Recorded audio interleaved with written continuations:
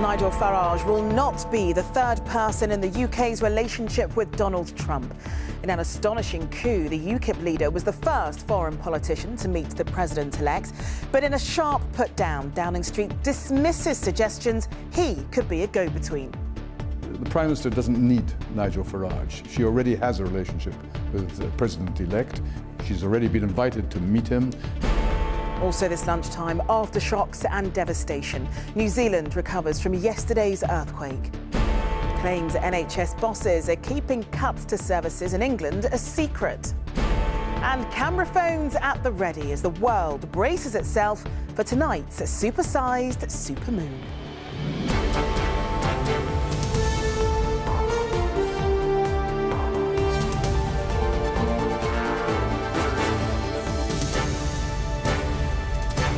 This is the ITV Lunchtime News with Charlene White. Good afternoon. Downing Street has dismissed suggestions that Nigel Farage could act as a government go-between with Donald Trump. A spokesman for Theresa May says there would be no third person in the relationship after Mr Farage visited Mr Trump yesterday and offered to build bridges with both sides. Foreign Secretary Boris Johnson added a Trump presidency would be good for Britain and that it could be a moment of great opportunity. Our political correspondent Libby Vina has more. The Prime Minister was on a visit to a diabetes charity today, trying to raise awareness about a disease from which she herself suffers. But it's clear the attempt by the acting UKIP leader to steal the limelight with President-elect Trump hasn't gone unnoticed. In her conversation with the new leader of the Western world, Mr Trump compared his future relationship with Mrs May to another famous diplomatic partnership, that of Mrs Thatcher and Ronald Reagan. In a clear put-down of Mr Farage, Mrs May's spokeswoman told journalists the president-elect talked about enjoying the same relationship Reagan and Thatcher did. I don't remember there being any third person in that relationship. Former Foreign Secretary Malcolm Rifkind also dismissed suggestions Mr Farage would be a go-between. Both he and Mr Trump essentially come from a celebrity background. And they had a very nice meeting, and I'm not trying to be rude or dismissive. I simply say that the Prime Minister doesn't need Nigel Farage. She already has a relationship with the President-elect. She's already been invited to meet him. At this very moment, our diplomats in the British Embassy in Washington, I have not the slightest doubt, will be in a whole series of discussions with the members of Mr Trump's transitional team. Meanwhile, the current Foreign Secretary attending a meeting with his European counterparts in Brussels was again sounding optimistic about a Trump presidency. Look, Donald Trump, as I've said before, is a deal maker. And I think that can be a good thing for Britain, but it can also be a good thing for Europe. And that's, I think, what we need to focus on today. Having vanquished all her rivals, including Mr Johnson, to get to number 10, it seems unlikely Mrs May will feel she needs much help in taking on Mr Trump. Well, Libby, as you said, the government wants to build that relationship with Donald Trump on their own, but are they confident they'll be able to achieve that? Well, I think the key point made there by Malcolm Rifkind that Donald Trump and Nigel Farage have celebrity backgrounds is very interesting, because there is a very important difference between the two men now, is that Donald Trump has actually won the American presidential election, has been elected to the most important office in that country, and Theresa May has been successful in getting to the top in Great Britain. She is the Prime Minister. Nigel Farage has tried to become an MP on numerous occasions and failed. And I think the way that government works, the way that power works, is that in future Mr Farage will see that as a little memento he can keep on his mantelpiece, but it won't make much difference in terms of how Britain does business with America. OK, Libby, thanks very much. A leading MP is warning about the dangers of stirring up racism and prejudice following the reaction to Donald Trump's victory in the States and the Brexit vote here in Britain. Yvette Cooper, who is the new chair of the Home Affairs Select Committee, is worried about the rise in hate crimes since the summer. Many of those incidents have been pictured on social media, including the vandalising of a Polish community centre in Hammersmith just after the referendum. And just this morning, a Jewish community group posted pictures of several vans that had been graffitied with swastikas in North London. Well, Mrs. Cooper joins us now live from Westminster. Thanks so much for talking to us this afternoon. What's your reaction to that community centre having the swastikas daubed on their vans? Well, this is appalling, and there has been a growing increase in anti-Semitism over several years now, and it's just appalling because nobody should be targeted for their religion, nobody should be targeted for their race, nobody should be targeted because of their disability, because of their sexuality, and yet we're seeing increasing numbers of these kinds of hate crimes taking place. And that's why we're launching a report taking evidence from the Home Affairs Select Committee tomorrow. Well, I mean, you've said in your statement regarding that launch that political leaders must ensure their rhetoric doesn't inflame prejudice or become a license for hate crime. But in the case of Donald Trump, which you've also mentioned, that rhetoric wins elections. So surely that's what the electorate wants to hear. Well, I think there is a responsibility on campaigners and politicians because we live in a democracy. We should be able to have robust debate and disagreement. We should, all of us, be able to exercise our free speech. But that shouldn't mean silencing others. It shouldn't mean giving rise to either violence or hatred. Now, we know this is only a small minority of people. It's a tiny minority of people who ever engage in this kind of crime or prejudice or abuse.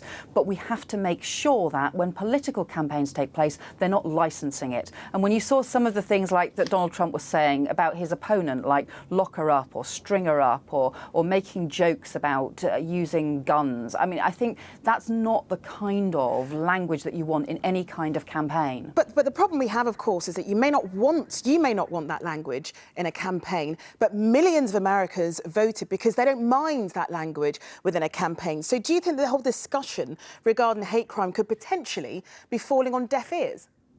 Well, the reason we want to take evidence from across the country on this is to have that wider debate about how we as a society make sure that we don't have increasing hate crime. One of the biggest increases has been an over 40% increase in disability hate crime, people being targeted for being disabled, either with abuse, maybe in the street or online, or with violence. And I don't think that's British. I just don't think that is about our British shared values. I don't think it's the kind of thing that any of us in Britain want to see. So I think we have a common interest in standing up against this and getting to the heart of, what is causing the increase and what should be done to stop it. Well, as you would have heard or seen on our programme just before you, was the meeting between Nigel Farage and Donald Trump over the weekend, and the government saying there will be no third person in that relationship. Were you surprised that he was the first foreign leader that Donald Trump decided to meet up with? I think that's a decision for Nigel Farage and for Donald Trump. There was something, I think, rather strange about seeing the two of them in a sort of a gold elevator, supposedly championing the interests of working people, when I think both of them have been talking about tax cuts for the richest people in the country. So I think that was a very odd picture. I don't blame the government at all for saying no. They will have a direct relationship with the new president of the United States. That's for the Prime Minister to have that relationship, and it's got to be a stable one, not one that becomes volatile and is about these sorts of photo opportunities. OK, well, Yvette Cooper, thank you so much for joining us. Thank you. 5 months on from the death of Labour MP Jo Cox, a jury has been sworn in for the trial of the man accused of her murder.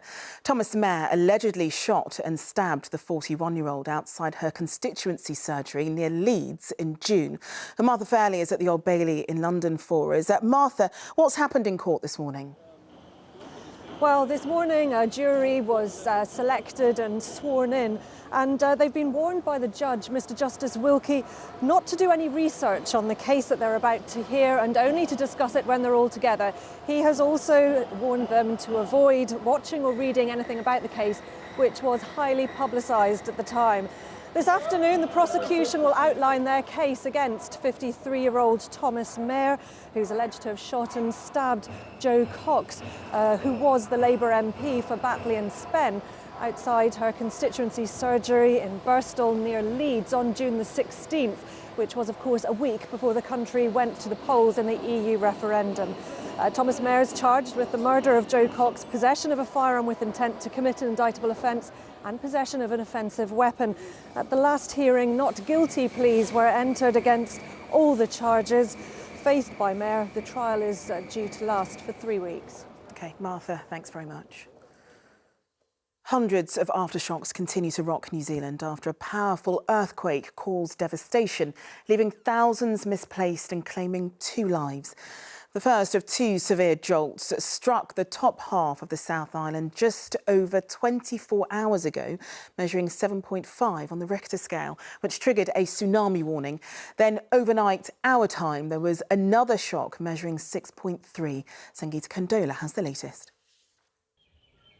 Homes and buildings reduced to rubble, ripped up railway tracks and roads snapped in 2. New Zealand's South Island, struck by a second earthquake in less than a day, and hundreds of aftershocks in between. It knocked me out of bed. Things fell in the room. It's now, condemned. I can't return. Help and get me out. Yeah, it was hard. The second quake only further impacted damage already caused by a 7.5 magnitude quake hours earlier, forcing thousands to flee to higher ground after tsunami warnings. Like so many, these animals are awaiting rescue, stranded on a tiny green as the earth around them collapsed. Many roads are impassable and landslides have brought a dangerous change to the landscape. Some very short-term practical issues that need to be resolved, making sure that we get more water, food and ultimately people in here to support the nearly 600 people that are at the welfare centre, because the road access points here are blocked off. The only way through is flying people in and out. There were fears this would be a repeat of the quake that devastated Christchurch 5 years ago, when 185 people were killed. These quakes have cost 2 lives. Authorities warn, though, there may be more tremors to come. Sangeeta Kandola, ITV News. Still to come on the Lunchtime News. How to get the best view here of the largest moon in 69 years and...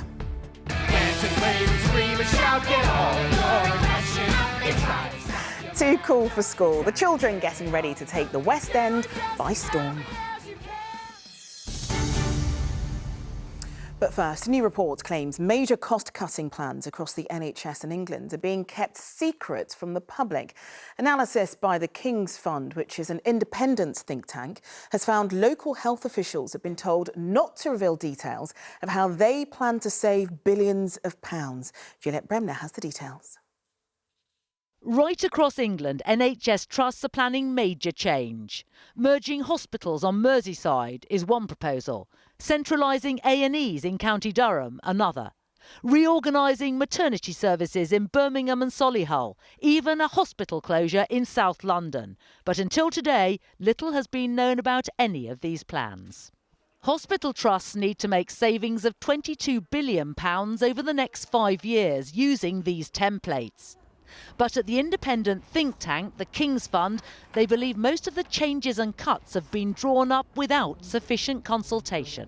The patients and the public have not always been involved in developing the plans, but this is a process that is going to continue.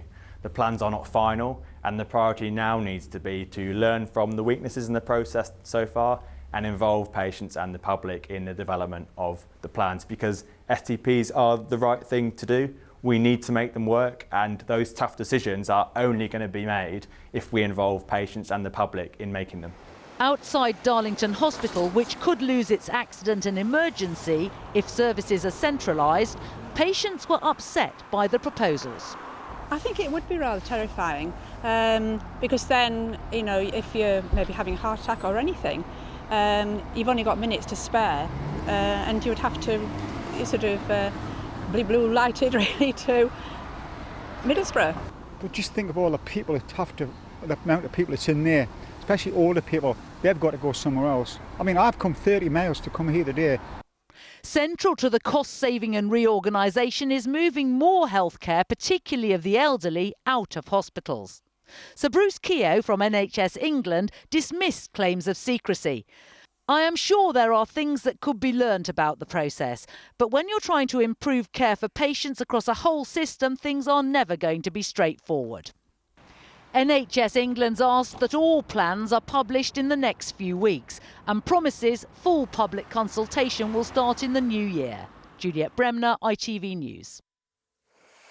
Dementia is now the biggest killer in England and Wales. It's taken over heart disease as the leading cause of death, accounting for more than 11% of registered deaths in 2015.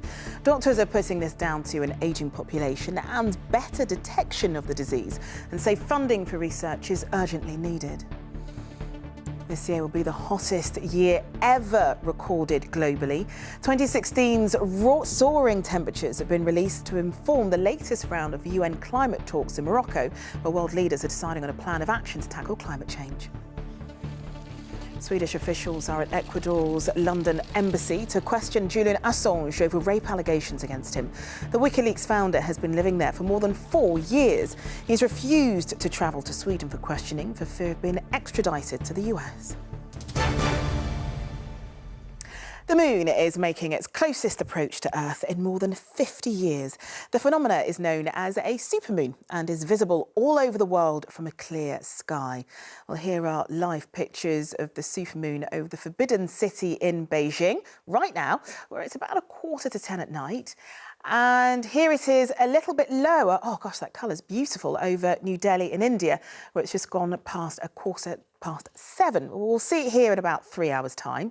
The difference to the naked eye may not be huge, but if you look carefully, astronomers say you should be able to tell the difference. Jenny Longdon has more. Rising above rooftops in Spain, last night's supermoon is just a taster of what is to come. The phenomenon occurs when the gap between the Earth and the Moon closes to its shortest point. That happened at 11:23 this morning, when the Moon passed within nearly 216,000 miles of Earth's surface. That's about 22,000 miles closer than usual. If skies are clear, tonight's Moon will appear up to 14% bigger and 30% brighter than normal.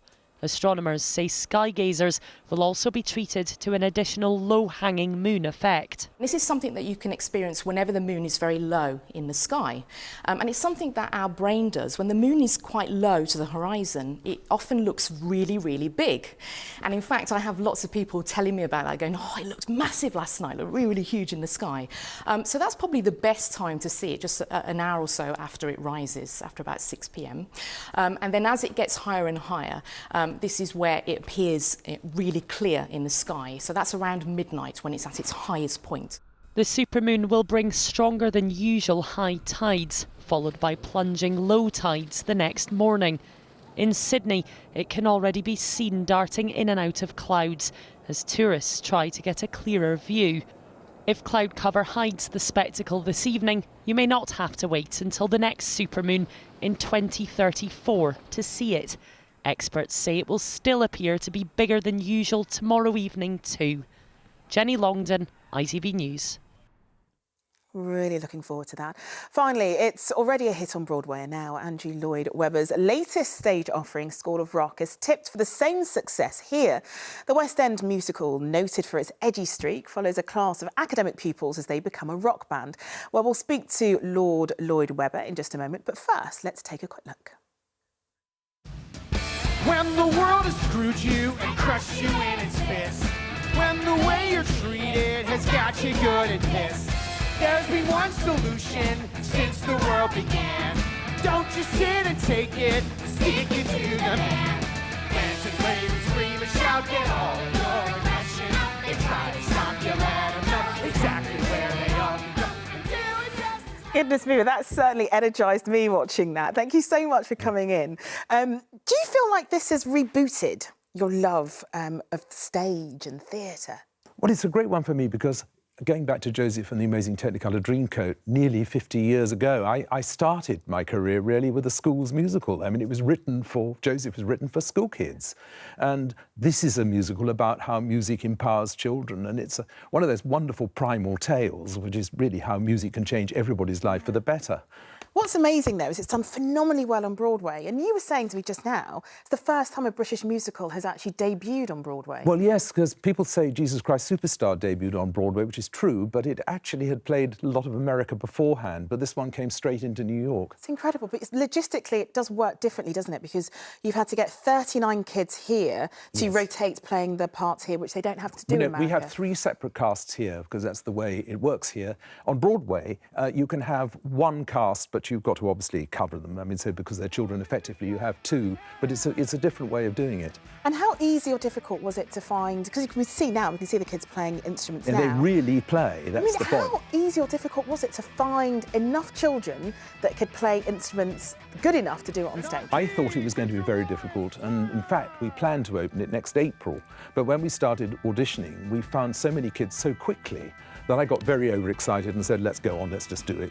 And what was it like working with such a massive cast of talented kids like that? Well, it's so wonderful to just work on music with them. You know, you start talking to the drummer about funny time signatures, and you'd find these little kids are sort of 9 years old, really, really into music and rhythm. It's just, for me, it's thrilling. And is that why, obviously, you know, you've been talking about, especially in the summer, that music lessons should become free for all young people? Well, I so strongly believe that the arts and music are vital to education. It's just ridiculous that the government has been cutting. It's not just in Britain, but all over the world that the arts are being cut back in schools. Right now, with everything that's going on in the world, the arts are vital in education. Vital. And you worry that the talent pool will then just get smaller and smaller as it becomes more expensive? I think the talent pool is there, but I think that there are several issues. I mean, clearly, one of the problems with stage schools is that you have to pay to go to them. I mean, when I went to the Royal College of Music as a junior, when I was a kid, it was free. Yeah. And I mean, I,